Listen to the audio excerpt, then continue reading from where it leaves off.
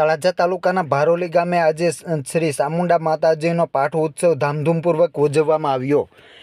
ભાવનગર જિલ્લાના તળાજા તાલુકાના ભારોલી ગામ ખાતે આજે શુક્રવારના રોજ શ્રી ચામુંડા માતાજીનો પાઠ ઉત્સવ ઉજવવામાં આવ્યો હતો। તેમાં ગામ ધુમાડો બંધ રાખી અને પ્રસાદ માટે અને ગામના યુવાનો તથા વડીલો તેમજ બહેનો અને સરપંચ બળદેવસિંહ અજીતસિંહ ગોહિલ ઉપસ્થિત રહ્યા હતા। ધામધૂમપૂર્વક શ્રી ચામુંડા માતાજીનો પાઠ ઉત્સવ ઉજવવામાં આવ્યો હતો। આ સમયે વિશાળ સંખ્યામાં ગ્રામજનો ઉપસ્થિત રહ્યા હતા અને માતાજીના દર્શન કરી ભોજન પ્રસાદનો પણ લાભ લઈ અને ધન્યતા અનુભવી હતી। કાર્યક્રમને સફળ બનાવવા માટે ગામના સરપંચ બળદેવસિંહ સહિતના વિવિધ સેવાભાવી યુવાનોએ ભારે જહેમત ઉઠાવી કાર્યક્રમને સફળ બનાવ્યો હતો।